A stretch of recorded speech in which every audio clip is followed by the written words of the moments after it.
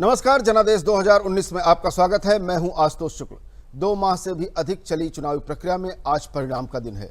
दलों के वादों, नेताओं के दावों के परिणाम का दिन है। जनादेश का दिन है। 17वीं लोकसभा के लिए किसको कितना अवसर दिया है जनता ने, इसको जानने का दिन है। लोकसभा चुनाव परिणामों को लेकर दूरदर्शन पर आज मेगा शो है।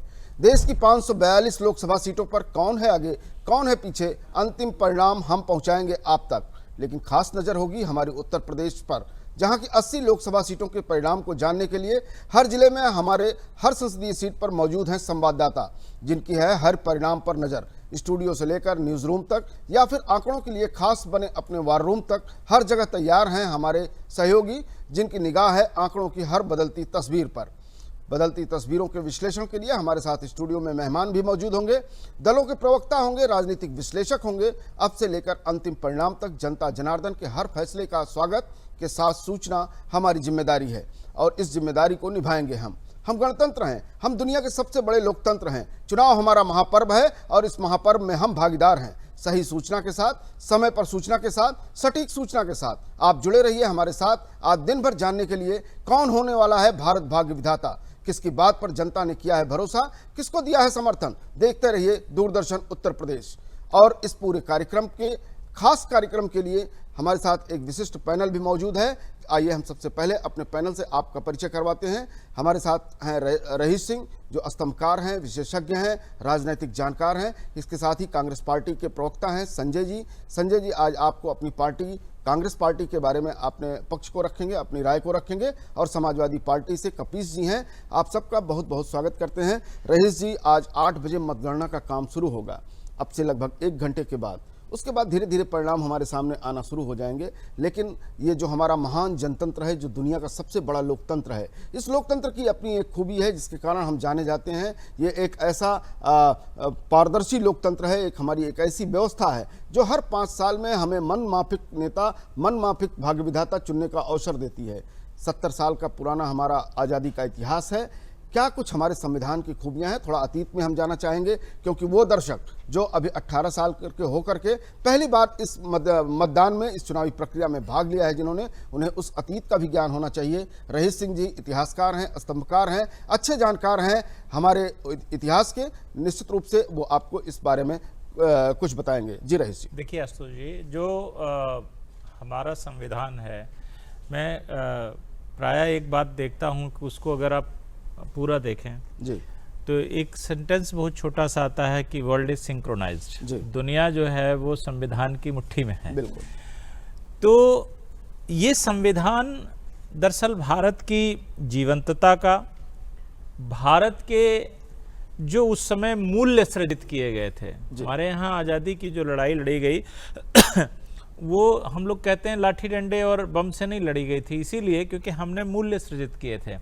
हमने लोगों को एक नए भारत के निर्माण के लिए प्रेरित किया था। हमने उनमें एक ऊर्जा रखी थी और हमने ये तय किया था कि भारत कैसा होना चाहिए ये भारत के लोग तय करें। जी बिल्कुल, हम भारत के लोग, उसकी प्रस्तावना में लिखा गया। बिल्कुल, और इसीलिए प्रस्तावना में लिखा कि हम भारत के लोग भारत को, यानी हम क्या बनाएंगे, आत्म अर्पित करते हैं।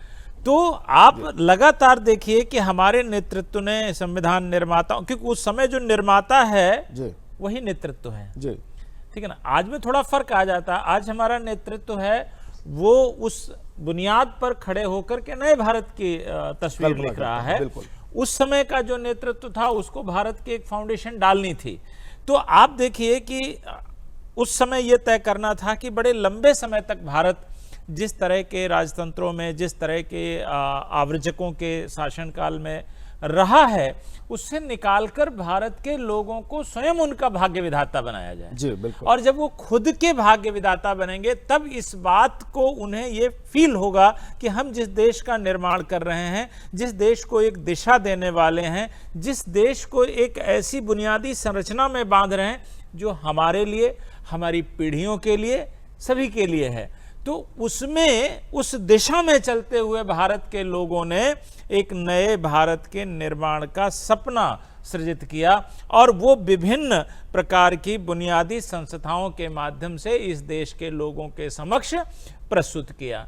आज तक की जो एक प्रवाह गंगा है वो वहीं से चली आ रही है और हम सब उसका आदर करते हैं, हम सब उस लोकतंत्र के भागीदार बनते हैं और एक भारत का सतत निर्माण प्रक्रिया जो है बिल्कुल उसमें बह के चलते हैं। बिल्कुल रईस जी, आप हमारे टीवी स्क्रीन पर देख रहे होंगे यल बैंड है जिसमें लोकसभा के जो भी परिणाम होंगे, जो भी रुझान होंगे, वो चाहे पूरे भारतीय नेशनल पर्सपेक्टिव में या कि स्टेट के वाइज हमारे आपके टीवी स्क्रीन पर होंगे। लगातार हम आपको जो भी रुझान होंगे, जो भी परिणाम होंगे, वो आपको बताते चलेंगे। रईस जी, आप जो कुछ आप बता रहे थे, मैं एक छोटा सवाल हम आपसे करना चाहते हैं कि एक जनरेशन बदल चुकी है, वो जो 1947 की थी और आज 2019 है। इस जनरेशन के परिवर्तन में जो आज का युवा है, क्या उस मर्म को समझता है जिससे हमें आज़ादी मिली, या कि उस बुनियाद को समझता है जिस पर हम आज आकर के खड़े हैं? बहुत अच्छा सवाल है आपका आशुतोष जी। देखिए, 1947 में जो भारत था जी, उस भारत को हम एक बड़े भारी ट्रैप से निकाल करके लाए थे, जो औपनिवेशिक व्यवस्था के ट्रैप में फंसा हुआ था। बिल्कुल।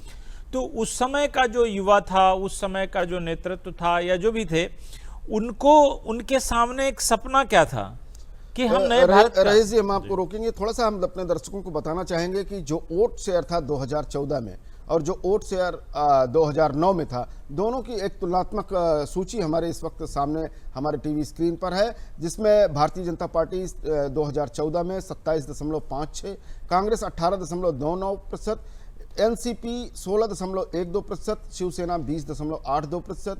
आम चुनाव 2019 में यह टैली बदल जाती है। निश्चित रूप से कमोबेश जो परिणाम 2009-2014 में लगातार आते रहे हैं, 2019 में क्या कुछ आता है, हम इसकी भी आंकड़ों के हिसाब से समीक्षा करते रहेंगे और उस कसौटी पर भी इसको कसते रहेंगे। जी रईस जी।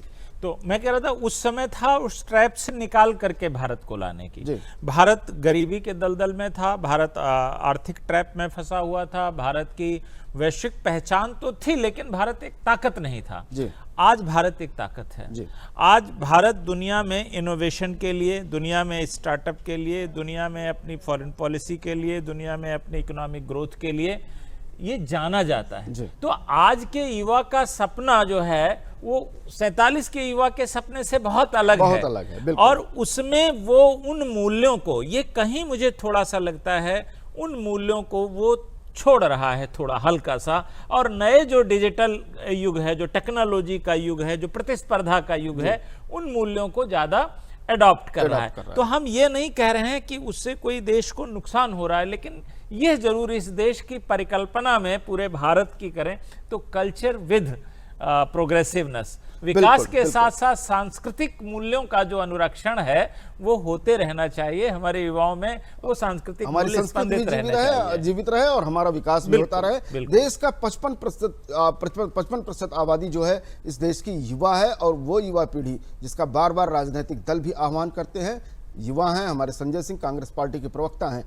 संजय जी, अभी हम आपसे ढेर सारी राजनीतिक बातें करेंगे, जीत और हार पर बातें करेंगे, लेकिन जब तक जीत और हार के लिए हमारी ईवीएम मशीनें नहीं खुलती हैं, तब तक हम एक चीज़ आपसे ज़रूर ये जानना चाहेंगे कि आज का जो युवा मन है, वो युवा मन क्या तलाश रहा है? क्या उस युवा मन को जो सरकारें हैं, चाहे सरकार आपकी हो या फिर भारतीय जनता पार्टी की, फिर या आने वाली कोई नई सरकार हो, वो सरकारें उस युवा मन को पूरा कर पा रही हैं?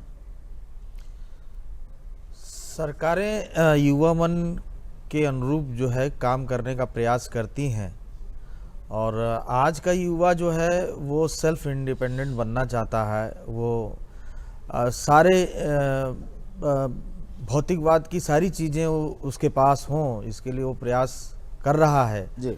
और इसमें जो है सबसे महत्वपूर्ण है कि बढ़िया शिक्षा, अच्छी शिक्षा, सस्ती शिक्षा और शिक्षा के अनुसार रोजगार हो, वो इसकी इच्छा पालता है, इसके लिए वो प्रयास करता है जी।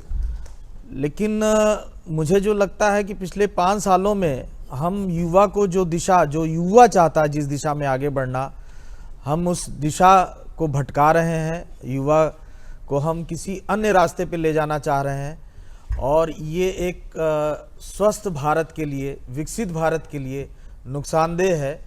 मैं समझता हूं जो 70 साल पहले बिल्कुल संजय जी, हम उस बात पर भी आएंगे कि पिछले 5 साल में क्या कुछ हुआ है या फिर पिछले 15-20 साल में क्या कुछ हुआ है, लेकिन इस वक्त हम बात कर रहे हैं पिछले 70 साल में क्या हुआ है। हमारे साथ कपीस जी हैं, समाजवादी पार्टी से हैं। सवाल आपसे भी कपीस जी ऐसा ही है कि आज का युवा मन जो तरक्की चाहता है, जो विकास चाहता है, जो आगे बढ़ना चाहता है, क्या हमारी सरकारें उसको वो दे पा रही हैं? आशुतोष जी, सबसे पहली तो आपको बधाई इस बात की कि आपने 70 साल पहले की भी बात उठाई और सबसे बड़ी बात जो हमारा भारतीय संविधान है उसके संदर्भ में भी आपने प्रश्न पूछा और हमारे विशेषज्ञ ने बहुत अच्छी बातें उसमें बताई। देखिए, जब भारत पराधीन था और जब भारत स्वतंत्रता संग्राम की लड़ाई लड़ा, उसके बाद जब वो स्वतंत्रता संग्राम की लड़ाई मुसलसल चलती रही और हमें बड़ी बाधाओं के बाद जब हासिल हुई स्वतंत्रता, तो उन मूल्यों के अनुरक्षण के लिए हमें अपने संवर्धन और परिवर्धन के लिए आगे कि हमारा भविष्य, हमारे देश का भारत कैसा होगा, सपनों का भारत कैसा होगा, उस समय के रणनीतिकार जो हमारे संविधान निर्माता थे, उन्होंने उस समय तत्कालीन भारत के बारे में सोचा था। देखिए, भारतीय संविधान पूरे विश्व का सबसे बड़ा लिखित संविधान है और इससे ज्यादा सुंदर संविधान मेरे समझ से किसी भी देश के अंदर नहीं है।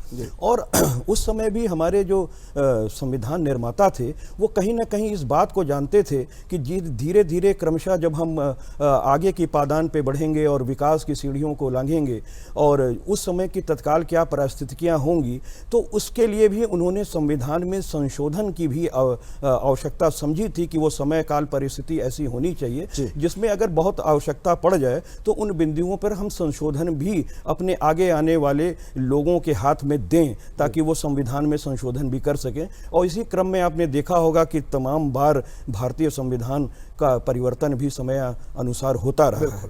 तो जो उस समय का भारत था, उस समय पराधीन भारत था, उस मुसलसल स्वतंत्रता की लड़ाई लड़ी गई। उस समय हमारे युवाओं का सपना ये था कि कैसे हम पराधीनता को तोड़ें, कैसे हम पराधीनता से बाहर निकलें, कैसे हम अपनी भारत माँ का संवर्धन और अनुरक्षण कर सकें, कैसे हम स्वतंत्रता की आज़ादी लड़ सकें। तो उस समय तो हमारा सपना अगर था तो सिर्फ ये था कि कैसे हम आज़ादी हासिल करें। अब जब हमें आज़ादी हासिल हो गई तो फिर उस समय हमारा जो नेतृत्व, जिसने संविधान निर्माता हमारे तमाम रहे, बाबा साहब भीमराव अम्बेडकर साहब रहे, राजेंद्र प्रसाद जी रहे, सच्चिदानंद सिन्हा जी साहब रहे, तो इस तरीके से आप देखें कि उस संविधान को निर्माण करने के लिए 21 समितियों का गठन हुआ था और उसके अंदर इतनी अच्छी व्यवस्थाएं दी गई। आप देखिए जो है कि किस तरीके से हम लोगों को नागरिकों का अधिकार दिया गया, नागरिकों के अधिकार का अनुरक्षण दिया गया। बिल्कुल कपिल जी, और हम लगातार जो है रईस जी, हमारा उद्देश्य सिर्फ ये है कि जिस महान संविधान के दायरे में बैठ करके हम आज ये चर्चा कर रहे हैं,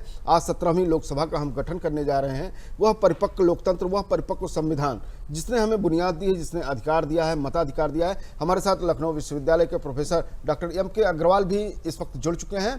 डॉक्टर एम.के. अग्रवाल, आपका बहुत बहुत स्वागत है। स्टूडियो में जो हमारी चर्चा चल रही थी वो अब से कोई आधे और पौन घंटे के बाद ईवीएम मशीनें खुलेंगी पूरे देश में और जनतंत्र जनमानस ने क्या अपना परिणाम दिया है इसके बारे में रुझान आना शुरू हो जाएगा। लेकिन उसके पहले हम चर्चा कर रहे थे कि जो हमारी बुनियाद है, जो हमारा देश है, जो हमारा संविधान है, जिसकी वजह से आज हम 17वीं लोकसभा का यहाँ पर एक गठन करने के लिए बैठे हुए हैं, उस गठन करने के लिए जो बुनियाद पड़ी, जो महान हमारा लोकतंत्र है, वह कितना प्रभावशाली है। 70 सालों में आज आकर के हमारा जो युवा है, 55% हमारे देश का जो मतदाता है वो युवा है, उसकी चाहत के अनुरूप हमारे राजनीतिक दल, हमारा संविधान क्या व्यवहार कर रहा है?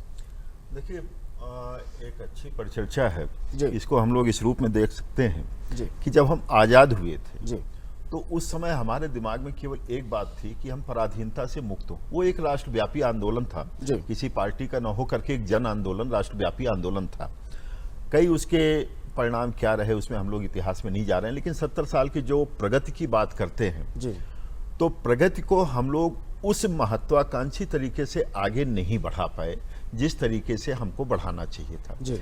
इसके कई तरीके से हम लोग देख सकते हैं, चाहे अपने ही देश में हम लोगों की क्या आवश्यकता थी, क्या हम उस दर से उस आवश्यकता की भरपाई कर पाए। चाहे भोजन की बात हो, आज भी भोजन का उत्पादन बहुत बढ़ गया, लेकिन गरीबी और भूखमरी काफ़ी कुछ है। उत्पादन काफ़ी बढ़ा, बेरोजगारी काफ़ी है, नई चुनौतियां भी आ रही हैं। यदि हम विश्वव्यापी स्तर पर देखते हैं तो हमसे पीछे के कई राष्ट्र हमसे काफ़ी आगे निकल गए। खास तौर पर हम ईस्ट एशिया की कंट्रीज को देखते हैं, जिसमें चाइना भी हमसे एक जमाने में बहुत आगे नहीं था, पीछे ही था। कोरिया को लेकर के लेकर ये सारी कंट्रीज आर्थिक रूप से हमसे बहुत आगे निकल गई। तो ये एक मुद्दा आता है कि क्या विकास हमने किया। इसमें कोई दो राय नहीं कि विकास हुआ 70 साल में।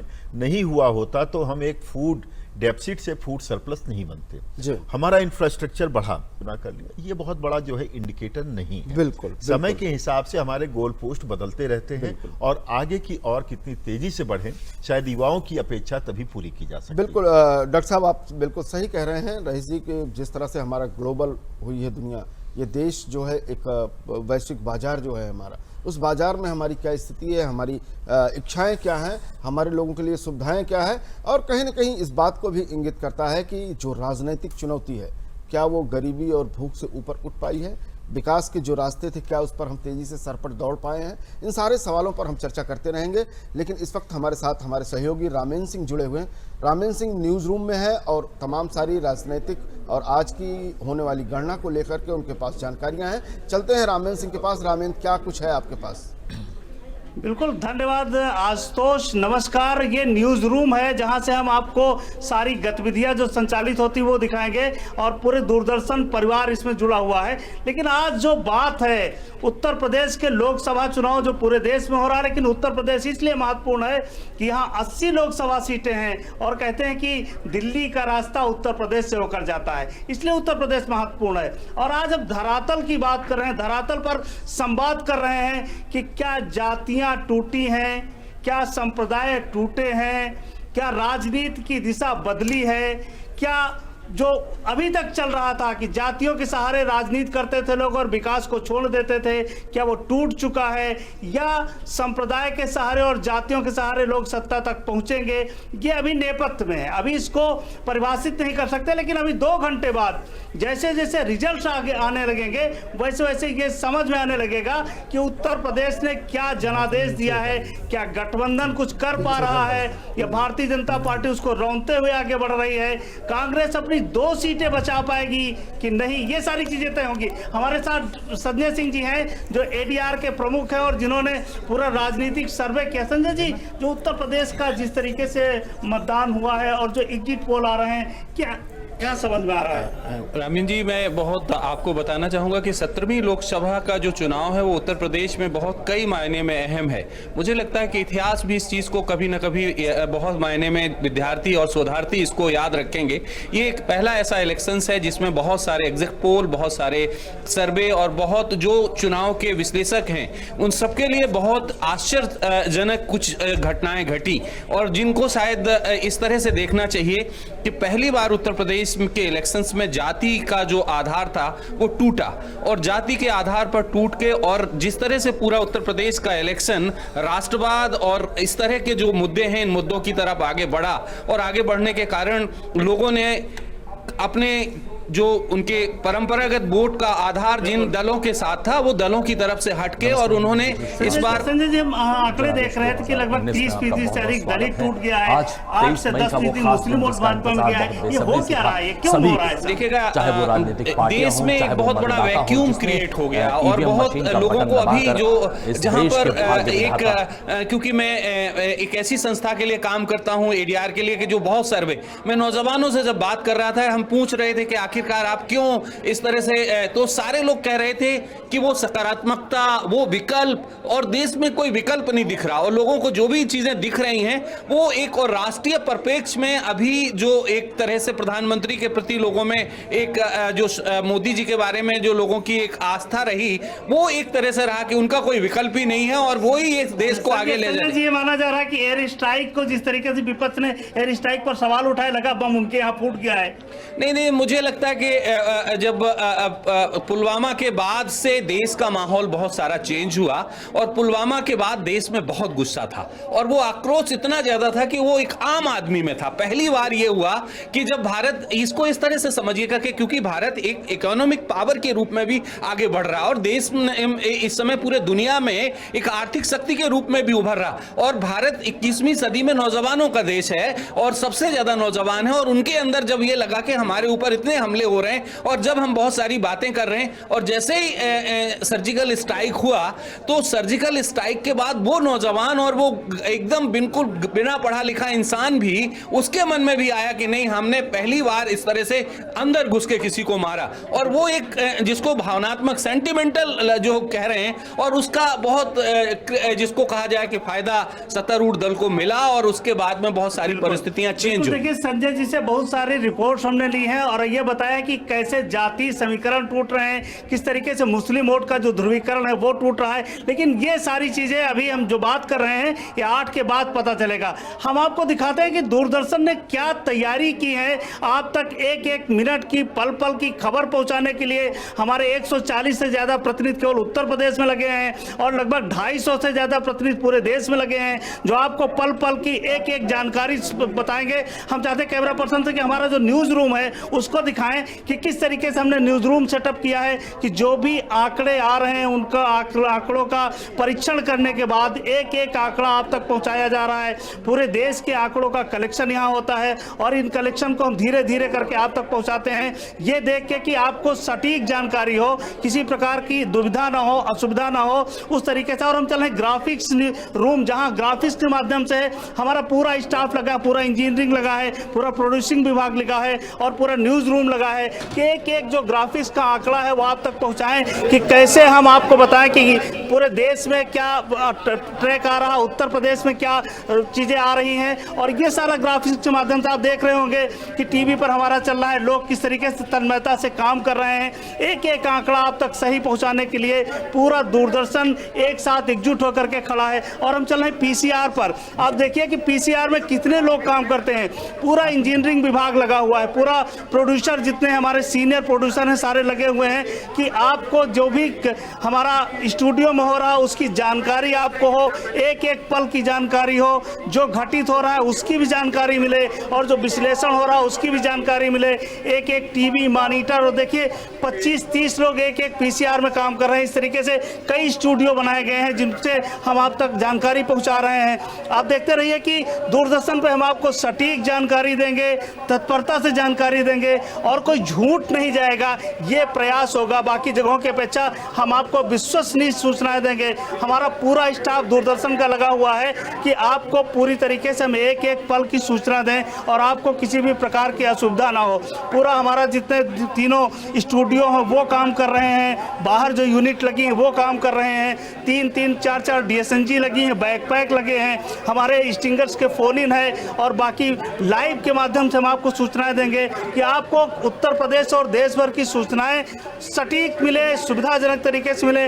आप DD UP न्यूज़ देखते रहिए और हमारी सूचनाएं लेते रहिए। एक बार हम फिर चलते हैं आशुतोष के पास। आशुतोष स्टूडियो में है और विश्लेषण कर रहे हैं। आशुतोष जी, एक बार हम आपके पास वापस आते हैं कि क्या है वहाँ पर।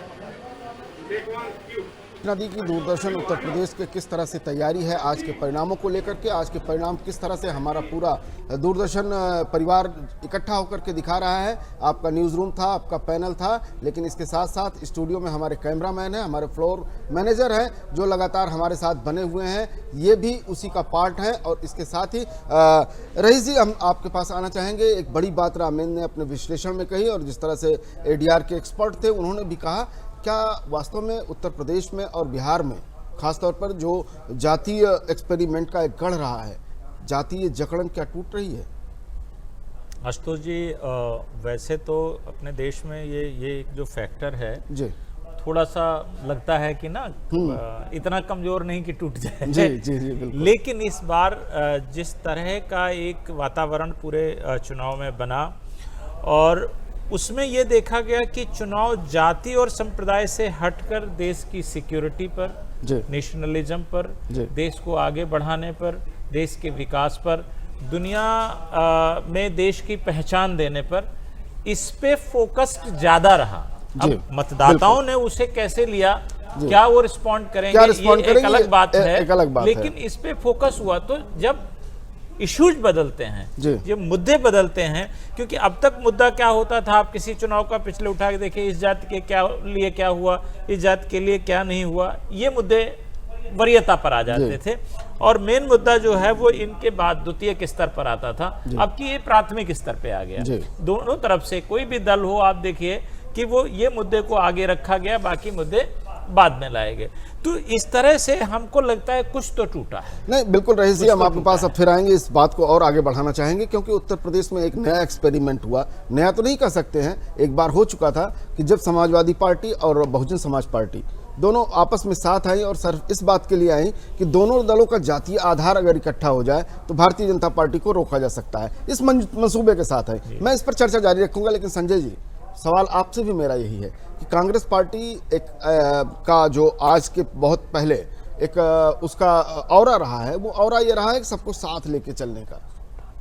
अभी वो कितना सफल है सबको साथ लेके चलने में? देखिए, जहाँ तक इस चुनाव की बात है, इस चुनाव में भी कांग्रेस की कोशिश यही रही है कि हम जाति पे, धर्म पे बात ना करें जी। और जो देश के मुद्दे हैं, देशवासियों के मुद्दे हैं जी, हमने अपने घोषणा पत्र में स्लोगन दिया, हम निभाएंगे। और एक योजना जो है देश के गरीबों के नाम, देश के गरीब परिवारों के लिए कांग्रेस लेकर आई है, न्याय योजना। इससे पहले कांग्रेस ने यूपीए 2 में, यूपीए 1 में कुछ योजनाएं लेकर कांग्रेस आई थी, वो भी जाति और धर्म से ऊपर लेके आए थे। देश के हर नागरिक के लिए, हर जाति के लिए, हर धर्म के लिए लेकर आई थी। भ्रष्टाचार के खिलाफ हम सूचना का अधिकार लेके आए थे कि सरकारी कार्यालयों में जो फाइलें दबी रहती हैं, सूचना के अधिकार के तहत वो आम नागरिक और देश के हर नागरिक तक जो है उन फाइलों तक पहुंच हो। दूसरा, देश में गरीब के लिए रोजगार के नाम पर हम लेके आए मनरेगा योजना। उसके बावजूद, उस मनरेगा योजना के बाद भी कांग्रेस को लगा कि अभी देश में हर नागरिक जो है, हर गरीब का पेट नहीं भर पा रहा है, तो हम भोजन का अधिकार लेके आए। हर महीने जो है 35 किलो अनाज, 3 रुपए किलो जो है चावल, 2 रुपए किलो। यहाँ हम आपको रोकेंगे। हमारे साथी रिपोर्टर जो है अमित हमारे साथ भारतीय जनता पार्टी कार्यालय से जुड़ चुके हैं। कपीस जी, हम आपसे भी बात करेंगे। मुद्दा जो डॉक्टर MK अग्रवाल ने शुरू किया है कि भोजन की बात है, गरीबी की बात है, अन्न का उत्पादन अधिक हुआ है, लेकिन पेट सबके नहीं भरे हैं। इस पर हमारे स्टूडियो में बात जारी रहेगी। लेकिन अमित हमारे साथ इस वक्त जुड़ चुके हैं। अमित, भारतीय जनता पार्टी कार्यालय पर हैं आप, क्या कुछ माहौल है वहाँ पर? अमित, आपको हमारी आवाज मिल रही है? देखिए आशुतोष, अभी भाजपा कार्यालय पे अभी धीरे धीरे भीड़ आनी शुरू हो गई है। जैसे ही अभी कुछ देर में नतीजे, जो कि 8 बजे के मतगणना शुरू होगी, उसके बाद यहाँ का माहौल थोड़ा बदलेगा। और जैसे कि उत्तर प्रदेश हमेशा से राजनीतिक सरगर्मी के लिए जाना जाता है, और जो महत्वपूर्ण एक तरीके से प्रदेश है, अगर केंद्र में सत्ता बनाने के लिहाज से 80 सीटें हैं, और जिस भी दल को यहाँ सबसे ज़्यादा सीटें मिलती हैं, चाहे वो गठबंधन की सरकार बनाए या अपनी सिंगल लार्जेस्ट पार्टी की सरकार बनाए, उसकी सरकार की वहाँ पे बनती है दिल्ली में। तो कुल मिला करके अभी माहौल जो है बीजेपी दफ्तर कार्यालय का धीरे धीरे उस पर खुमार चढ़ेगा, क्योंकि अभी सुबह का वक्त है, कार्यकर्ता आने शुरू हो गए हैं, थोड़ा जोश दिख रहा है। लेकिन जब रुझान आना शुरू होंगे करीब मतगणना के 1-2 घंटे बाद, यहाँ पे उस तेजी से दिखाई देगा कि किस तरीके का। अमित, थोड़ा सा हमें भारतीय जनता पार्टी के आसपास का वह वातावरण दिखाइए जो सुबह के वक्त का है, क्योंकि दोपहर में क्या वातावरण होगा रईस जी, हम लोग उसको भी तब कल्पना कर सकेंगे कि सुबह क्या था, दोपहर में क्या था। और सन्नाटा तो वहाँ पसरता है जहाँ पर सीटें नहीं आती हैं। अगर आप अपने कैमरामैन से कहिए अमित जी, थोड़ा सा हमें पैन करके वो भारतीय जनता पार्टी कार्यालय का जी। आशुतोष, अभी ये बड़ा मुश्किल होगा, क्योंकि यहाँ काफ़ी मात्रा में मीडिया वाले कर्मी मौजूद हैं, उनकी अपनी ओबी वैन्स लगी हुई हैं। इस वजह से हमारे कैमरामैन शायद आपको वो नज़ारा ना दिखा पाए, इसलिए लोकेशन आप समझ सकते हैं जिस तरीके की वहाँ अभी से कार्यकर्ताओं की भीड़ है कि हमें थोड़ा सा शिफ्ट होकर के यहाँ खड़ा होना पड़ा है। लेकिन निस्संदेह जैसे ही वहाँ पे रिजल्ट के नतीजे आने शुरू होंगे, हम आपको वहाँ के दृश्य भी दिखाएंगे, वहाँ की ताज़ा अपडेट भी आपको दूरदर्शन उत्तर प्रदेश के जरिए दिखाएंगे। भारतीय जनता पार्टी कार्यालय में कोई वरिष्ठ नेता, भारतीय जनता पार्टी के अध्यक्ष या महासचिव, इस तरह के कोई नामी लोग भी वहाँ पर मौजूद हैं या कार्यालय में अभी सन्नाटा? देखिए, अभी वहाँ पर पार्टी के संगठन मंत्री और मीडिया प्रभारी मौजूद हैं। अभी वरिष्ठ नेता जितने भी हैं, चाहे वो महेंद्रनाथ पांडे हैं, वो अपने आवास पे ही चुनावी नतीजे जो आएंगे उस पर नज़र रखेंगे। मुख्यमंत्री योगी आदित्यनाथ अपने कालिदास मार्ग स्थित आवास से ही सारे नतीजों पे नजर रखेंगे। तो अभी कोई बड़ा मंत्री यहाँ पे नहीं आया है, या प्रदेश सरकार, प्रदेश का संगठन का, या उसका सिर्फ संगठन मंत्री जो हैं प्रदेश के भाजपा के, वो यहाँ पे सारी गतिविधियों पे नजर रखेंगे। उसके अलावा प्रवक्ता होंगे। बिल्कुल अमित, आप लगातार नजर बनाए रखिए भारतीय जनता पार्टी कार्यालय पर। उत्तर प्रदेश भारतीय जनता पार्टी का वह कार्यालय है जहां से राजधानी दिल्ली का रास्ता जाता है। अमित, बहुत बहुत धन्यवाद। हम आपसे लगातार जो है अपडेट्स लेते रहेंगे। कपिल जी, एक सवाल स्टूडियो में चल रहा था, सवाल था गरीबी का, अन्न उत्पादन का। अन्न उत्पादन हमारा बढ़ा लेकिन पेट नहीं भरा। डॉक्टर एम के अग्रवाल ने सवाल उठाया है, संजय जी ने भी कहा कि हम मनरेगा लेकर के आए, हमने पेट भरने की कोशिश की। क्या कहेंगे? नहीं, देखिए, जिस तरीके से जब हम लोग आज़ाद नहीं थे और उसके बाद आज़ाद हुए, आज़ाद भारत की हमारी सरकारें बनी और आज हम लोग 17वीं लोकसभा का गठन करने जा रहे हैं, इसमें निश्चित रूप से जहां हमारी आबादी पहले 30-35 करोड़ थी, आज हमारी 1 अरब 30 करोड़ की आबादी है। हमारे देश का क्षेत्रफल उतना ही है और बावजूद इसके हमारे उत्पादन बढ़े हैं, इसमें कहीं कोई शक और शुबा की गुंजाइश नहीं है। और एक चीज़ निश्चित है कि गरीबी दर जो पहले थी उससे कहीं ज़्यादा हम अच्छे पायदान पर खड़े हैं, लेकिन और अच्छे की भी गुंजाइश थी और आगे है।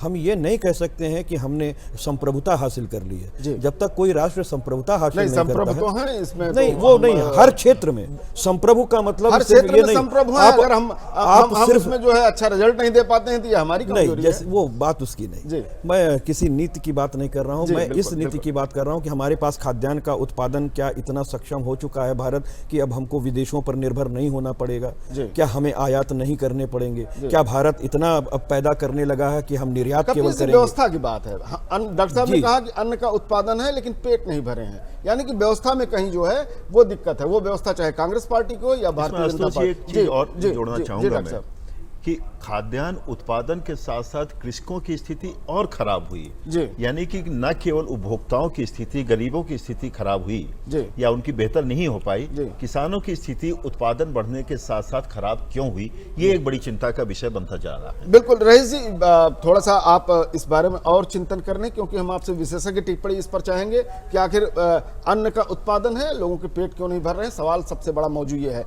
अब से ठीक आधे घंटे बाद ईवीएम मशीनें खुलेंगी। पहले डाक मतपत्रों की गणना होगी। जो हमारे सैनिक हैं, जो हमारे वीर सैनिक हैं, जो सरहदों पर हमारी सीमाओं की रक्षा करते हैं, उन्होंने अपना मत क्या व्यक्त किया है, सबसे पहले मतगणना में वही गिना जाता है। लेकिन चुनाव आंकड़ों का खेल है, आंकड़ों की बाजीगरी है। ये आंकड़े क्या कुछ कहते हैं, चलते हैं अपने सहयोगी मोनिका के पास। मोनिका, क्या कुछ है आपके पास आंकड़े?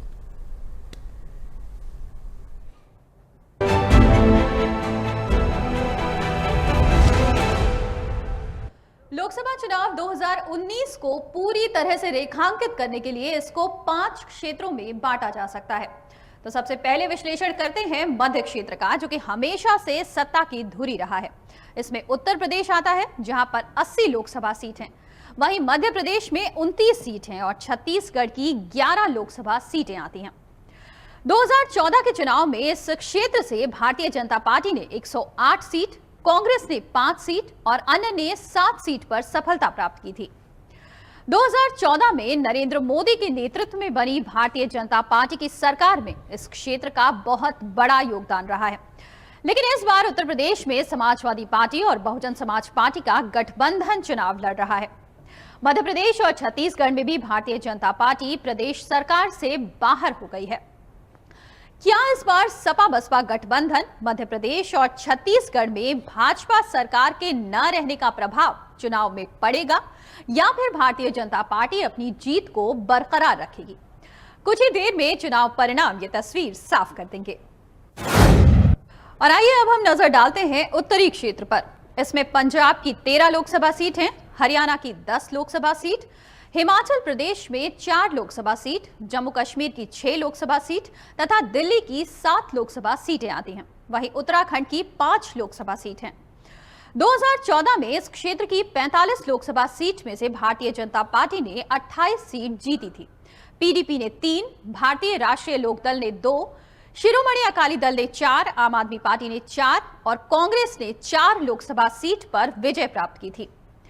वर्तमान में उत्तरी क्षेत्र के 6 राज्यों में 3 प्रदेशों में भाजपा का शासन है, एक पर कांग्रेस और एक पर आम आदमी पार्टी काबिज है, जबकि जम्मू कश्मीर में राष्ट्रपति शासन लागू है।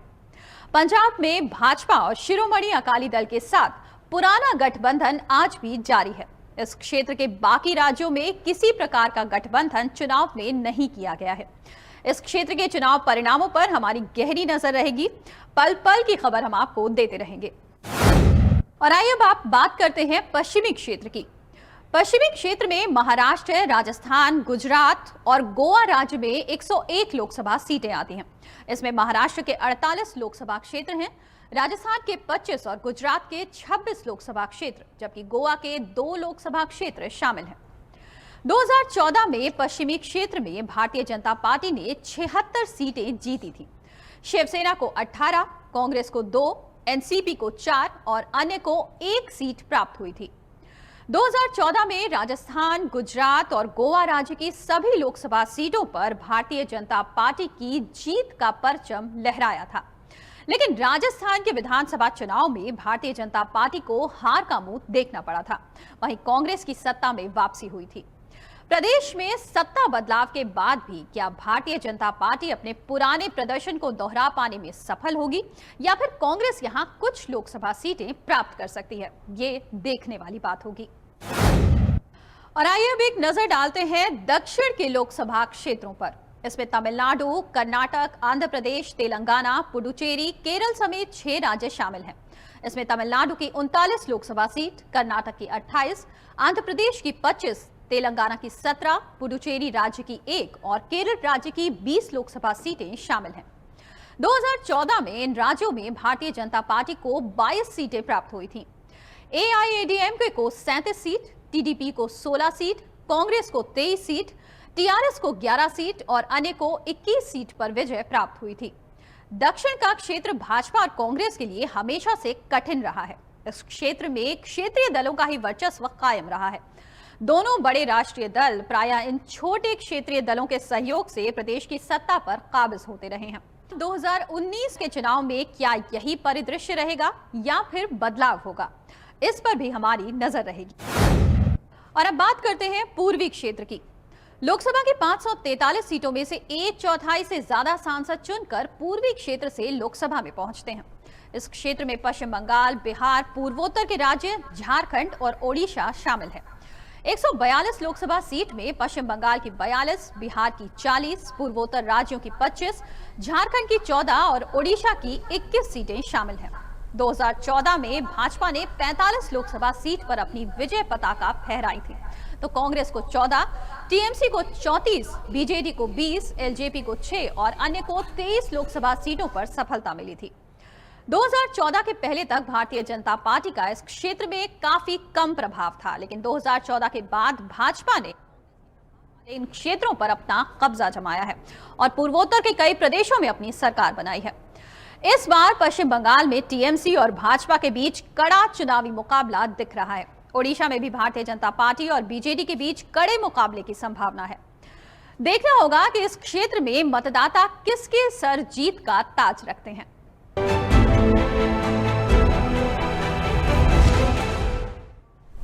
धन्यवाद मोनिका, जिस तरह से आपने हमें जानकारी दी पूरे देश को। रही सिंह जी 5 भागों में इन्होंने विश्लेषित किया मोनिका जी ने कि 5 भाग वो कौन से हैं, जिनमें कौन कौन से प्रदेश आते हैं और वहाँ पर क्या भारतीय जनता पार्टी की 2014 में स्थिति रही है और वर्तमान स्थिति के बारे में आज दिन भर में पता लगेगा। लेकिन एक चीज़ साफ तौर पर दिखाई देती है कि जो 5 क्षेत्र हैं उनमें सबसे जो प्रभावशाली क्षेत्र है मध्य क्षेत्र, जिसमें उत्तर प्रदेश है, बिहार है, मध्य प्रदेश है, दिल्ली है। इन सारे क्षेत्रों में भारतीय जनता पार्टी ने क्लियर स्वीप किया था। 129 सीटें आती हैं इसमें और जिनमें से 108 सीटों पर विजय प्राप्त की थी।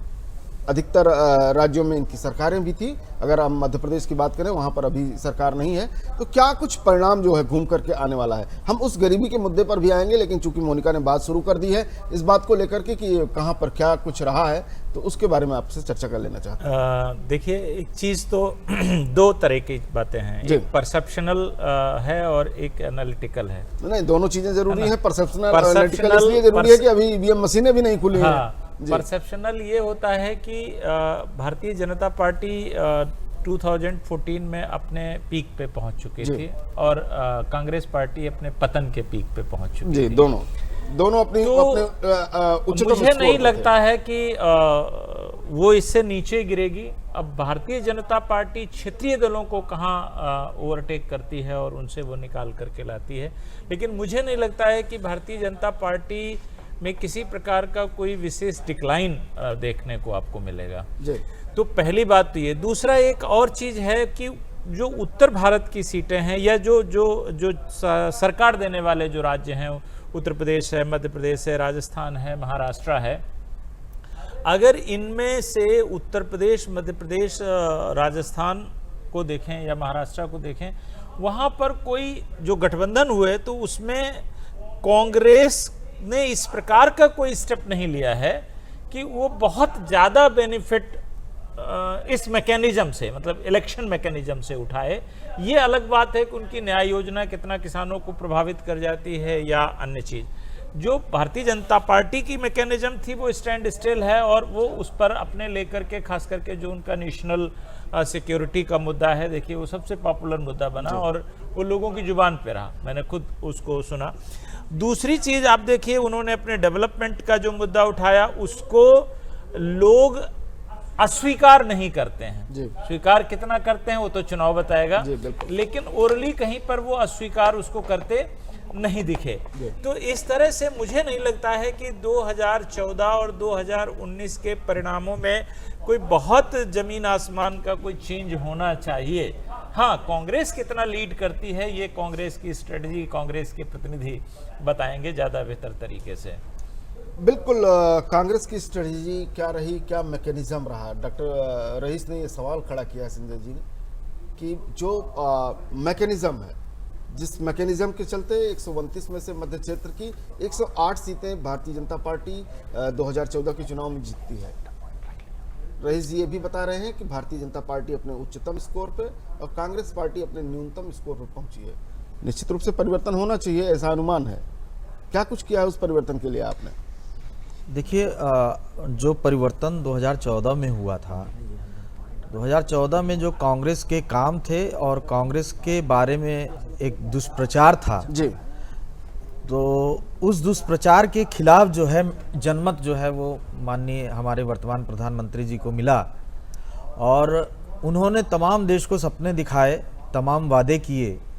अब उन वादों को हम जो है जनता के बीच ले गए जी। कई ऐसे प्रदेश थे जहां आपने बताया कि कांग्रेस शून्य थी जी। और वहां पे भारतीय जनता पार्टी पूरी, जैसे राजस्थान में 25 की 25 सीटें, बिल्कुल, मध्य प्रदेश में 29 सीटों में कांग्रेस के और पास, दोनों जगहों पे कांग्रेस की सरकार भी बाद में आई जी, कांग्रेस की 2 सीटें थी और 27 सीटें भाजपा की थी। अब उन प्रदेशों में हमारी सरकार है और हमारी सरकार जो है एक मैनिफेस्टो, एक घोषणा पत्र लेकर गई थी चुनाव में, प्रदेश सरकारों लेके गई थी और उन घोषणा पत्र पे उन्होंने काम किया है। तो वो हमारे काम की भी एक परीक्षा है इस चुनाव में। बिल्कुल, आपकी काम की परीक्षा है डॉक्टर M.K. अग्रवाल। हम कपीस जी से भी ये जानना चाहेंगे। सबसे इंटरेस्टिंग कपीस जी का है, जो इन्होंने एक नया एक्सपेरिमेंट किया है समाजवादी पार्टी और बहुजन, नया तो नहीं है लेकिन दूसरी बार एक्सपेरिमेंट किया गया है। तमाम सारे गिले शिकवे और आपस की मतभेद भुला करके लोग दोनों एक मंच पर आए हैं। आपसे हम बातचीत करेंगे, लेकिन उससे पहले चलते हैं। हमारे संवाददाता राजीव चतुर्वेदी हमारे साथ जुड़ चुके हैं। राजीव जी, क्या आपको हमारी आवाज़ आ रही है? जी जी बिल्कुल। राजीव, देखिए किस तरीके से आज का जो मतगणना है, क्या प्रतीक्षा है जनता को और किस तरह से लोगों को इंतजार है आज की इस मतगणना का? बिल्कुल आशुतोष जी, आप देख रहे होंगे कि इस समय हमारे पीछे आप देख रहे हैं सड़कें पूरी खाली पड़ी हुई हैं और लोग बागों के मन में बहुत उत्कंठा है कि वो जानना चाह रहे हैं कि किस तरह से रुझान आगे बढ़ेंगे, किस तरह से परिणाम का शक्ल लेंगे वो। और मैं आपको ये भी बताना चाहूँगा कि ये जो पिछले 2 दिन पहले जो एग्जिट पोल आए हैं उसके चलते भी लोगों के बीच में 2 तरह की विचारधाराएं पैदा हो गई हैं। कुछ लोग ये कह रहे हैं कि एग्जिट पोल सही होने जा रहे हैं, कुछ लोग कह रहे हैं एग्जिट पोल के विपरीत भी जो है परिणाम आ सकते हैं। तो कुल मिलाकर के लोगों के मन में उत्कंठाएं हैं और जैसा कि आप देख रहे हैं कि सड़कें खाली हैं, लोग अपने टीवी सेट के सामने और अन्य माध्यमों से, प्रचार के अन्य माध्यमों से जो है बिल्कुल। राजीव जी, दूरदर्शन ने भी जगह जगह अपने स्क्रीन्स लगा रखे हैं। हम दोबारा जब आपके पास आएंगे तो हम आपको उसके बारे में भी बातचीत करेंगे और लोगों को पल पल की जानकारी देने के लिए दूरदर्शन पूरी तरह से तैयार है। और राजीव आप जहां पर खड़े हैं, राजीव आप मिलने लगेंगे। राजीव आप जहां पर खड़े हुए हैं इस वक्त हमें ये अच्छी तरह से मालूम है कि दूरदर्शन ने वहां पर एक वॉल लगा रखी है जिस पर कि लगातार दिन भर जो हमारे परिणाम आएंगे वहां पर आने जाने और गुजरने वाले लोगों को अपडेट करते रहेंगे। कैमरामैन से कहिए वो वॉल हमको आप दिखा सकते हैं क्या? जी, मैं अपने कैमरामैन से अनुरोध करूंगा कि जो एक वॉल हमने लगाई हुई है उसको वो दिखाएं, जिसके माध्यम से हम लगातार चुनाव परिणाम, उनके रुझान और बहुत सारी जो चर्चा उनको लेकर के चल रही है, चुनाव परिणामों को लेकर के, वो हम दिखाते रहेंगे। और इसके साथ साथ हम अन्य जो हमारे पड़ोसी प्रदेश हैं जैसे उत्तराखंड है उसके भी परिणाम हम आपको दिखाएंगे। साथ साथ बिल्कुल राजीव, महत्वपूर्ण सीटें हैं, बिल्कुल राजीव, के बारे में भी हम आपको लगातार जानकारी देते रहेंगे। पूरे देश की निगाह जो है इस समय चुनाव परिणामों को लेकर के, रुझानों को लेकर के लगी हुई है। जी बिल्कुल राजीव, धन्यवाद। जैसे जैसे चुनाव परिणाम ईवीएम मशीनों के खुलने में बस थोड़ा ही समय शेष रह गया है, उसके साथ ही परिणाम और रुझान हमारे सामने आने लगेंगे। लगातार हम आपसे अपडेट के लिए आपसे जुड़े रहेंगे। डॉक्टर एम के अग्रवाल जी, बात चल रही थी कांग्रेस पार्टी की। कांग्रेस पार्टी या डॉक्टर रईस सिंह ने एक मैकेनिज्म शब्द का इस्तेमाल किया। मैकेनिज्म निश्चित रूप से इस 70 सालों में जो भी राजनीतिक दल रहे हैं, वो चाहे इंदिरा गांधी का गरीबी हटाओ का नारा रहा हो, वो भी एक मैकेनिज्म था। आज की तारीख में नरेंद्र मोदी कहते हैं सबका साथ सबका विकास, ये भी एक मैकेनिज्म है। कौन सा मैकेनिज्म आज परिणाम लेकर के आता है, डॉक्टर साहब जानना चाहते हैं? देखिए, कांग्रेस पुरानी पार्टी रही है, जी, तजुर्बों का इनके पास भंडार रहा है, लेकिन शायद ये तजुर्बों को अपडेट करना नहीं चाहते। जी, अभी मैं सुन रहा था कांग्रेस के हमारे प्रतिनिधि यहाँ पर कह रहे थे वादा लेकर के आए नरेंद्र मोदी जी, उसको हमने अपने घोषणा पत्र में शामिल किया। जी, यानी कि आज भी आप नए विचार, नए जो डायनेमिक्स हैं, नए मैकेनिज्म, उसकी तरफ आप बढ़ते हुए नजर नहीं आ रहे हैं। जी, नरेंद्र मोदी क्यों आए 2014 में? आप सोचिए, इतनी विघ्न बाधाओं के बावजूद जिस प्रकार से भाजपा का आइसोलेशन रहता है इंडियन पॉलिटिक्स में, और ख़ास तौर पर मेन स्ट्रीम की जो पार्टीज़ हैं, कांग्रेस है, सपा बसपा उत्तर प्रदेश में है, या दक्षिण की पार्टियां हैं, उन सब के बावजूद उन्होंने ऐसा क्या किया कि वो एक मिडवे से काफ़ी आगे निकल गए अकेले दम पर। इसका मतलब कि आपने कोई ना कोई महत्वपूर्ण एरिया, बहुत बड़ा एरिया अनएक्सप्लोर्ड छोड़ दिया, अनअटेंडेड छोड़ दिया, और लोगों के एस्पिरेशन पर ध्यान नहीं दिया। आपका ध्यान जो भी रहा हो, हम ये नहीं कह रहे हैं कि आपके इरादे गलत रहे होंगे, लेकिन निश्चित तौर पर आपने उन चीज़ों की तरफ ध्यान नहीं दिया जिसकी वजह से नरेंद्र मोदी ने एक सिंगल बैटिंग में 282 का आंकड़ा पार कर लिया।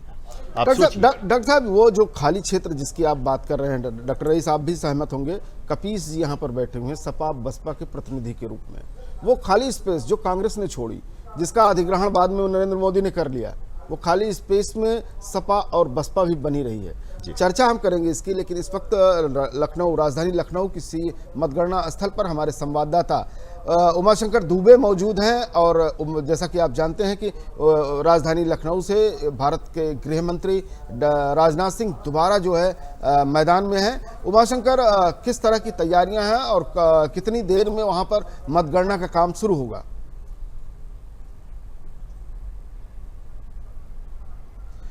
उमाशंकर से हमारा संपर्क नहीं हो पा रहा है, लेकिन इसके बाद फिर हम उनसे जुड़ने की कोशिश करेंगे। कपीस जी, मैंने आपके लिए ही सवाल छोड़ा था डॉक्टर साहब को रोक करके, एक गैप की बात की, डॉक्टर रईस ने एक मैकेनिज्म की बात की, थोड़ी बड़ी बड़ी बातें हैं, गाढ़ी किस्म की बातें हैं, लेकिन आज का जो परिणाम निकल करके आएगा इन्हीं बड़ी बातों से और इन्हीं बड़ी चीज़ों से निकल करके आएगा। जी देखिए, राष्ट्रीय पार्टियां और क्षेत्रीय दल दोनों के लिए कार्य करने की जो क्षेत्र है वो एकदम अलग है।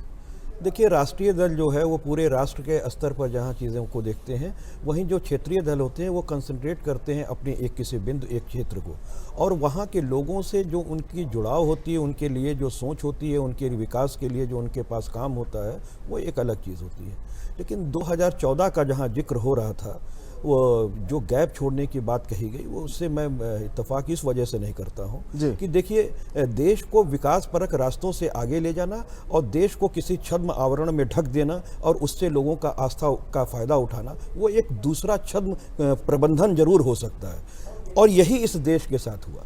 देखिए 2014 आपने के एक तीसरी बात उठाई है छद्म प्रबंधन, हम इस पे जरूर बात करेंगे क्योंकि छद्म प्रबंधन की पूरे 5 साल चर्चा हुई है और मैं समझता हूं कि जब जनादेश किसी राजनीतिक दल को मिला है, जब जनता ने वोट दिया है, तो आप ये नहीं कह सकते हैं कि किसी छद्म उसमें आकर के जनता ने वोट दिया, कि समझदारी से वोट नहीं दिया। लेकिन इस वक्त हमारे साथ राजधानी लखनऊ से राजनाथ सिंह के विरुद्ध खड़ी पूनम सिन्हा जो महागठबंधन की प्रत्याशी हैं, शत्रुघ्न सिन्हा अभिनेता की पत्नी है। शत्रुघ्न सिन्हा बिहार में कांग्रेसी हैं और पूनम सिन्हा उनकी पत्नी उत्तर प्रदेश में महागठबंधन की प्रत्याशी हैं, समाजवादी पार्टी की प्रत्याशी हैं। क्या कुछ कह रहे हैं, आइए देख लेते हैं एक मिनट। मुनासिब नहीं होगा और ठीक है, दोनों जब लड़ते हैं, लड़ाई है तो फिर एक को जीत के आना है, तो फिर देखते हैं। अब हमारा गठबंधन यूपी में जो हमारा गठबंधन है वो बहुत ही मजबूत और अच्छा गठबंधन है जहाँ लोगों ने काम किया हुआ है और मुझे लगता है काम के लिए लोगों को हमें वोट देना चाहिए था और उन्होंने दिया। रईस जी, पूनम सिन्हा थी है और इनका गठबंधन हमें लगता है कि सबसे मजबूत है क्योंकि बिहार में इनके पति कांग्रेस में है और उत्तर प्रदेश में समाजवादी और बहुजन समाजवादी पार्टी के साथ है। ये छद्म आवरण की बात की थी कपीस जी ने, अभी हमारी बात पूरी नहीं हो पाई कर लीजिए आप। बिल्कुल, मैं उसको क्योंकि कहना बहुत जरूरी है। नहीं, बिल्कुल। 2014 के अंदर जो हम लोग चुनाव में जाने वाले थे उससे पहले, लेकिन छद्म वाली बात गहरी है, बहुत गहरी है, उसको आना चाहिए। और देश की जनता को हम ये नहीं कहते, आवरण करने वाले को देश की जनता नहीं छद्म है। आवरण आप अगर ऐसा फैलाते हैं और आपके पीछे हमारे दो विद्वान साहब बैठे हुए हैं कि इस देश की जनता प्रबुद्ध कितनी है चीजों को कि वो छद्म आवरण में आती है या नहीं आती है। जी कपीस जी बोलिए। देखिए 2014 के पहले जिस तरीके से देश के अंदर एक माहौल बनाया गया, देखिए यूपीए की सरकार मुसलसल 10 सालों तक चली। यूपीए की जो पहली सरकार थी, एक मिनट आपको हम यहाँ पर रोकेंगे। हमारे संवाददाता उमाशंकर दुबे राजधानी लखनऊ में, जहाँ पर राजनाथ सिंह पूनम सिन्हा आमने सामने है, पूनम सिन्हा को आपने सुना, मतगणना केंद्र पर उमाशंकर दुबे मौजूद हैं और मैं उमाशंकर से बात हो सकती है क्या हमारी? उमाशंकर, क्या कुछ तैयारी है और किस तरह से मतगणना का काम अभी शुरू होने वाला है?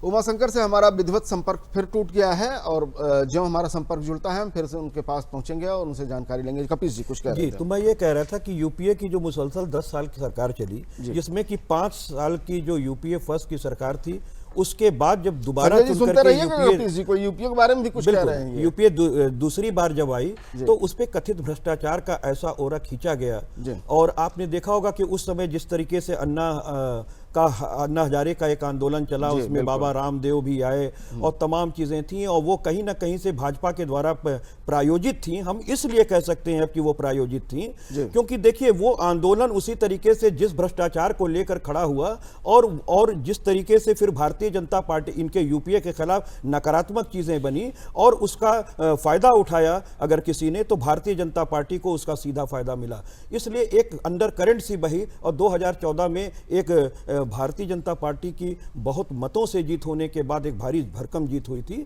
और इसके पीछे कहीं ना कहीं से इन लोगों का भी बहुत बड़ा योगदान था। आज भी देश भ्रष्टाचार के रास्ते पर कोई कमी नहीं आई है, बावजूद उसके अन्ना साहब और रामदेव जी का कोई पता नहीं है। कपीस जी, आपकी बात का हम थोड़ा अपने विश्लेषकों से भी जवाब ले लें। 8 बज चुके हैं, ईवीएम मशीनों में गणना का काम जो है पूरे देश में शुरू हो जाएगा। सबसे पहले वो डाक बैलेट पेपर जो होते हैं उनको गिना जाएगा। जो हमारे सेनानी हैं जो सरहदों पर रहते हैं उन्होंने अपना क्या मत दिया है किस संसदीय सीट पर, इसको लेकर के पहले गणना की जाएगी। उसके बाद ईवीएम मशीनें अपना काम धीरे धीरे शुरू करेंगी और ज्यों-ज्यों दिन चढ़ता जाएगा उतनी ही स्पीड से राजनीतिक दलों का बुखार उतरेगा या चढ़ता जाएगा। Doctor M.K. अग्रवाल जी, आपसे रईस जी भी हम जानना चाहेंगे। बड़ा स्पष्ट तौर पर कपीस जी ने कहा पिछले 5 साल का जो जनादेश था वो छद्म आवरण के उसमें आया, हम इसका समर्थन नहीं करते हैं। देखिए कपीस जी का अपना मत हो सकता है, लेकिन जनता जो है छद्मवाद केवल एक चीज में नहीं कई चीजों में देखती है। अभी एक चर्चा आई कि एक परसेप्शन बनाने की बात की गई कि भ्रष्टाचार का परसेप्शन, जनता मेरे ख्याल से कोर्ट कचहरी से ज़्यादा अपने इर्द गिर्द के जो प्रतिनिधि हैं उनके व्यवहार से, उनके लोगों से समझते हैं कि क्या भ्रष्टाचार है, क्या नहीं है। मेरे ख्याल से वो परसेप्शन ही सही, लेकिन वो परसेप्शन जो होता है फर्स्ट हैंड होता है, और उसको यदि कोई राष्ट्रीय पार्टी भुनाती है तो निश्चित तौर पर एक इलेक्टोरल पॉलिटिक्स में उसका कर्तव्य भी बनता है। दूसरी बात आती है कि अभी एक बहुत बड़ी बात कपीश जी ने कही कि राष्ट्रीय दलों का मैंडेट और काम करने का तरीका अलग होता है और क्षेत्रीय दलों, बहुत बड़ी बात है, ये ध्यान रखने की बात है यहाँ पर कि क्षेत्रीय दल केवल अपने लोकल स्तर पर काम करते हैं। मैं ये समझना चाहूंगा, डॉक्टर साहब एक विषय और समाहित कीजिएगा। डॉक्टर रईस ने इस बात को कहा है कि इस चुनाव में अन्य मुद्दों के साथ में प्रभावशाली मुद्दा नेशनलिज्म रहा, राष्ट्रवाद रहा है। उस पर आते हैं। जिस तरह से कपीश जी ने अपने को राष्ट्रीय मुद्दों से अलग करने की चेष्टा की है, राष्ट्रीय मुद्दों से अलग नहीं की है। प्रदेश भी आपका वो हिस्सा है उस देश का, और वहाँ के नागरिक भी इसी देश के नागरिक हैं। आप अगर उनके लिए काम करते हैं तो आप उनको देश से अलग करके नहीं जोड़ सकते हैं। वो सारे मुद्दे उठते हैं और देश के ही रूप में आते हैं, लेकिन निश्चित रूप से क्षेत्रीय दल अपने क्षेत्र का ही प्रतिनिधित्व ज्यादा बेहतर ढंग से रखते हैं सामने और देश का विकास करते हैं। तो क्षेत्रीय पार्टियां लोकल स्तर पर काम करती हैं। अगर इस सोच के साथ ये गठबंधन है तो निश्चित तौर पर यह भी जनता देखेगी कि क्या इसके परिणाम होने चाहिए, किस प्रकार से इसको देना चाहिए। फिर आपने और तरीकों की बात आई कि एस्पिरेशंस क्या है, पब्लिक एस्पिरेशंस क्या है। एक चर्चा आई कि नेशनलिज्म की बात आई जी। नेशनलिज्म को मैं मानता हूं कि यह मूल मुद्दा आज भी भारतीय इलेक्टोरेट के बीच में नहीं। डॉक्टर साहब एक मिनट आपको हम रोकेंगे। रईस जी, इस बात को भी पॉइंट आउट करना जरूरी है। जब हम बात गरीबी की करते हैं, जब हम बात रोजगार की करते हैं, बावजूद उसके जनता समर्थन देती है नेशनलिज्म को। जी डॉक्टर साहब, मैं इसलिए कह रहा हूं जी कि नेशनलिज्म कब यहां पर स्ट्रांग बनता है जी, यदि जनता को लगता है कि उनकी मूलभूत, यह भी मैंडेट में क्लियर होगा, यदि वो सफल रहे तो कैसा रहा, यदि असफल रहे तो कैसा रहा। नेशनलिस्ट तभी सफल होगा, भूखे भजन गोपाला वाली स्थिति है। यदि उनकी मूलभूत आवश्यकताओं की भरपाई होती उनको नजर आएगी, उस समय नेशनलिज्म उनको समझ में आएगा। यदि उनकी मूलभूत आवश्यकताओं की, उनकी जरूरतों को, उनके मुद्दों को एड्रेस करते हुए नजर नहीं आएगी भारतीय जनता पार्टी, जिसकी तरफ इशारा किया जा रहा है, तो निश्चित तौर पर नेशनलिज्म का वो परवान नहीं चढ़ पाएगा। बिल्कुल डॉक्टर साहब, जो हमारे पास सूचना है कि पूरे देश में और पूरे उत्तर प्रदेश में मतगणना का काम शुरू हो चुका है। ईवीएम मशीनें धीरे धीरे लाई जा रही हैं उन स्थानों पर जहां पर की गणना होगी। सबसे पहले हम आपको बता दें कि डाक मतपत्रों की गणना होती है, थोड़ा वक्त लगता है उसमें, लेकिन इन सब गणना के शुरुआत के पहले हम फिर एक बार चलते हैं मोनिका के पास, जो हमारी सहयोगी हैं, काफी आंकड़े हैं उनके पास, क्या कुछ बता रही हैं मोनिका।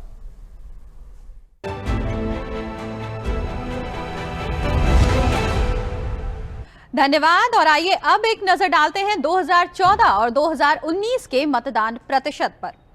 सबसे पहले बात करते हैं वाराणसी की। तो 2014 में वाराणसी का जो मतदान प्रतिशत था वो था 58.35% और 2019 की अगर बात करें तो 57.81% मतदान यहां दर्ज किया गया।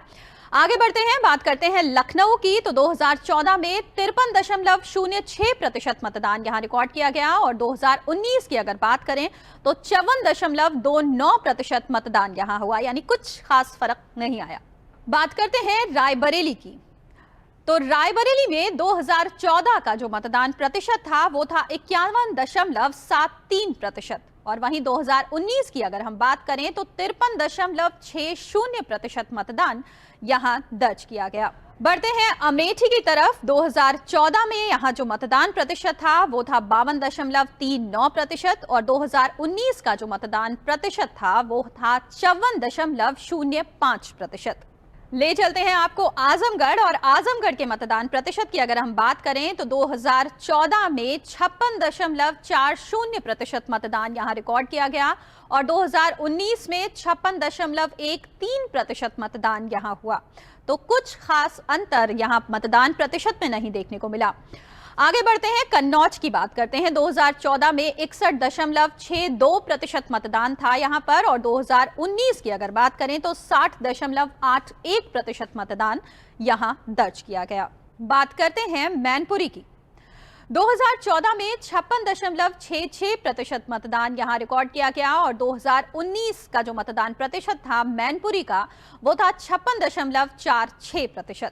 आगे बढ़ते हैं, बताते हैं आपको सुल्तानपुर सीट के बारे में। 2014 के अगर मतदान प्रतिशत की बात करें तो 60.46% मतदान यहां 2014 में रिकॉर्ड किया गया था और 2019 में यह मतदान प्रतिशत 56.80% पर रहा। आगे अगर बात करें पीलीभीत की तो 2014 में 62.86% मतदान यहां पर हुआ और 2019 में इस मतदान प्रतिशत पर नजर डालें तो 67.20% मतदान, जैसा कि आप देख रहे हैं, यहां पर दर्ज किया गया। आगे बढ़ते हैं, आपको बताते हैं कानपुर के बारे में। 2014 के मतदान प्रतिशत की अगर हम बात करें तो 51.83% मतदान यहां पर हुआ था और वहीं 2019 में इस मतदान प्रतिशत में कुछ खास अंतर नहीं देखा गया। 51.48% मतदान यहां पर दर्ज किया गया।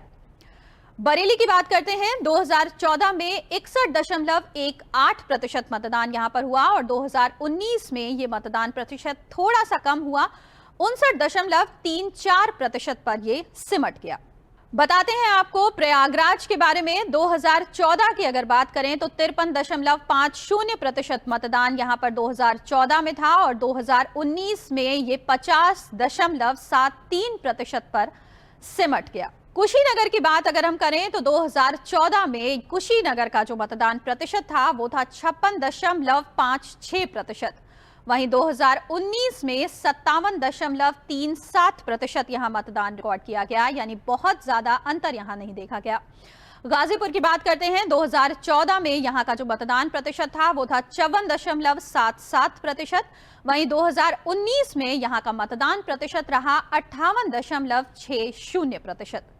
आगे बढ़ते हैं, बात करते हैं मिर्जापुर की। 2014 में मिर्जापुर का मतदान प्रतिशत 58.56% रहा। वहीं 2019 में यह मतदान प्रतिशत 60.69% रहा। आगे बढ़ते हैं, गाजियाबाद की बात करते हैं। मतदान प्रतिशत यहां 2014 में 56.94% रहा। वहीं 2019 में यह मतदान प्रतिशत 55.78% पर रिकॉर्ड किया गया, यानी थोड़ी सी गिरावट दर्ज की गई। गौतम बुद्ध नगर की बात करते हैं। 2014 में यहां का जो मतदान प्रतिशत था वो था 60.39%। वहीं 2019 के मतदान की अगर बात करें तो 60.47% मतदान यहां पर रिकॉर्ड किया गया। आगे बढ़ते हैं, बात करते हैं बागपत की। 2014 में बागपत का जो मतदान प्रतिशत था वो था 66.75%। वहीं 2019 में 64.22% दर्ज किया गया मतदान। आगे बढ़ते हैं और बताते हैं आपको मुजफ्फरनगर सीट के बारे में। 2014 की अगर बात करें तो 69.74% मतदान यहां पर रिकॉर्ड किया गया, जैसा कि आप देख सकते हैं। वहीं 2019 में यहां मतदान प्रतिशत 68.22%। फतेहपुर सीकरी की अगर हम बात करें तो 2014 में यहां 61.26% मतदान रिकॉर्ड किया गया और वहीं 2019 में यह मतदान प्रतिशत 60.26% पर सिमट गया। चंदौली की बात करते हैं। 2014 में यहां का मतदान प्रतिशत 61.56% रहा और वहीं 2019 में यह मतदान प्रतिशत 60.22% रहा। बताते हैं आपको आगरा के बारे में। 2014 में यहां का जो मतदान प्रतिशत था ये था 58.98%। वहीं 2019 में यहां का मतदान प्रतिशत 59.18% रहा। और लोकसभा चुनाव 2019 और 2014 की बात हम कर रहे हैं। गोरखपुर के मतदान प्रतिशत पर अगर नजर डालें तो 2014 में ये मतदान प्रतिशत 54.67% रहा। वहीं 2019 में 58.02% मतदान दर्ज किया गया, यानी थोड़ी सी बढ़ोतरी यहां देखी गई। बांदा की बात करें तो 2014 में 53.61% मतदान रिकॉर्ड किया गया। वहीं 2019 में 60.79%, यानी कुछ हद तक कह सकते हैं कि बांदा के लोग जागरूक हुए और उन्होंने मतदान प्रतिशत को बढ़ाया। फर्रुखाबाद की अगर बात करें तो 2014 में 60.15% मतदान यहां रिकॉर्ड किया गया और 2019 में ये मतदान प्रतिशत 58.67% पर सिमट गया। आगे बढ़ते हैं और बताते हैं आपको बाराबंकी के बारे में। 2014 की अगर बात करें तो 62.06% मतदान यहां दर्ज किया गया था 2014 में। वहीं 2019 में 63.55% मतदान बाराबंकी सीट पर दर्ज किया गया। एटा की अगर बात करें तो 2014 में 58.72% मतदान हुआ और 2019 में 61.67% मतदान दर्ज किया गया। आगे बढ़ते हैं और आपको बताते हैं 2014 और 2019 में लखीमपुर खीरी का मतदान प्रतिशत क्या रहा। 2014 की अगर बात करें तो 64.18% मतदान यहां दर्ज किया गया। वहीं 2019 में यहां मतदान प्रतिशत 64.26 पर सिमट गया। आगे बढ़ते हैं उन्नाव की बात करते हैं। 2014 में यहां जो मतदान प्रतिशत था वो था 55.53% और वहीं 2019 में 56.47% मतदान यहां दर्ज किया गया। आगे बढ़ते हैं, बताते हैं आपको रामपुर के बारे में। 2014 में यहां 59.27% मतदान दर्ज किया गया। वहीं 2019 में मतदान प्रतिशत थोड़ा बढ़ा, 63.45% पर यहां मतदान रुका। आगे बढ़ते हैं और बताते हैं आपको सहारनपुर के बारे में। 2014 की अगर बात करें तो 74.26% मतदान यहां हुआ और वहीं 2019 में 70.82% मतदान, जैसा कि आप देख सकते हैं, यहां दर्ज किया गया।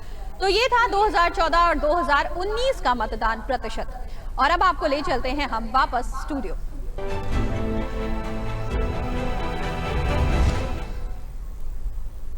धन्यवाद मोनिका इस जानकारी के लिए। डॉक्टर रईस, ये पूरे प्रदेश में जो